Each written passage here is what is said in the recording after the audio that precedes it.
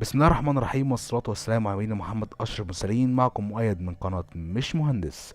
والنهارده هنعرف ازاي نقلل مساحة اي فيديو عندك للنص. يعني لو عندك فيديو جيجا ممكن بالطريقة ديت تخليه 600 ميجا او 500 ميجا او اقل. يا ريت لو عجبك الفيديو تعمل لايك وتعمل سبسكرايب للقناة وتفعل زرار الجرس عشان يوصلك كل جديد هنزله على القناة. خليكم معايا.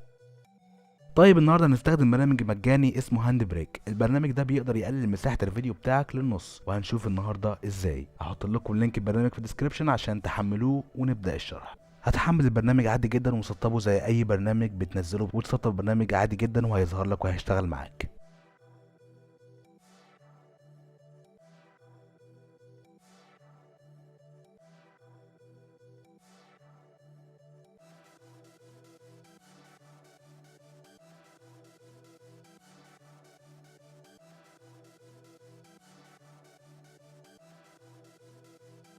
في الاول كده لازم تعرف ان البرنامج ده بيحاول انه يقلل مساحه الفيديو بتاعك على حساب الجوده، بس بطريقه معينه. يعني هيقلل الجوده شويه، بس انت كمتفرج مش هتحس ان الجوده قلت. يعني لو بتصور بتليفون ممكن تحس ان الجوده قلت، لكن لو بتصور بكاميرا DSLR بنسبه 85% مش هتحس ان الجوده قلت. والبرنامج ده مشهور ومعروف جدا ومش نصب ولا اي حاجه. طيب نفتح البرنامج اهو. في الاول البرنامج بيطلب منك انك تحط الفيديو بتاعك اللي هتشتغل عليه عادي جدا. بعد كده البرنامج هيقرا الفيديو عادي. هيظهر لك فوق كده حاجه اسمها بريسيتس، دي اللي بتختار منها جوده الفيديو اللي هيخرج لك. يعني لو عايز الفيديو بتاعك يخرج فول اتش دي ممكن، لو عايز الفيديو بتاعك يخرج اتش دي بس برضو ممكن.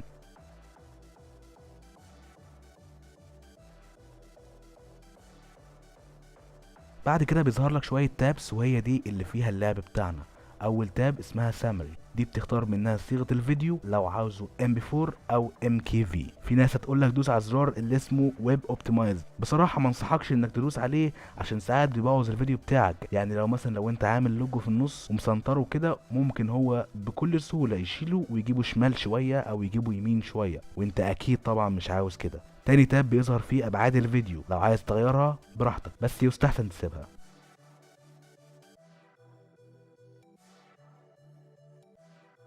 تالت تاب عندنا فيها الفلترز اللي ممكن تضيفها للفيديو، زي مثلا تزود الشاربنس بتاعه او تغير الالوان. رابع تاب بقى مهمة جدا وركز معايا فيها، لان دي بتاعه الكواليتي او الجودة. هيظهر فيها قصادك زي بار كده موجود على اليمين، مكتوب في اوله مكتوب كده على الشمال لور كواليتي وعلى اليمين هاي كواليتي. كل لما تعلي البار ده للهاي كواليتي كل ما الحجم الفيديو بتاعك اللي هيخرج هيزيد. لو قللته طبعا الحجم بتاع الفيديو هيقل والجودة هتقل، فالأحسن انك تخليه 22 زي كده. وعلى الشمال كده هتلاقي الفريمات والكوديك بتاع الفيديو. التاب اللي بعدها موجود فيها نوعية الصوت، أحسن لك تخلي الكوديك بتاعها MP3،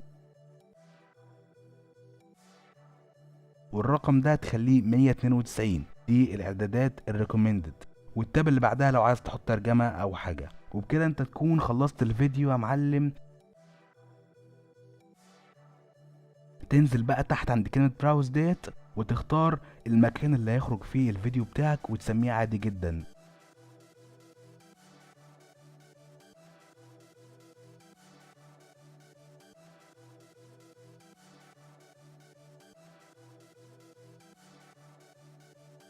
وبعد كده تطلع فوق هنا وتدوس ستارت انكود، والفيديو هيترندر معاك عادي جدا زي اي برنامج بيرندر.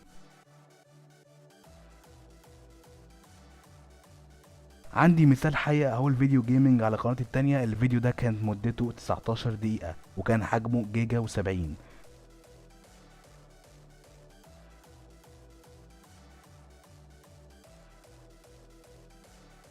بعد ما عملته بالبرنامج طلع 535 ميجا، وطبعا الجودة قلت بنسبة بسيطة جدا تكاد تكون منعدمة اصلا.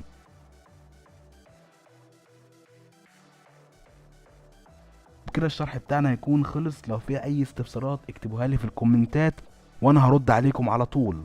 يا ريت لو عجبك الفيديو ما تنساش انك تعمل لايك، تعمل سبسكرايب للقناة وتفعل زرار الجرس وتنتظر كل جديد بنزله على القناة. بس كان معكم مؤيد من قناة مش مهندس، وبإذن الله التقيل جاي. سلام.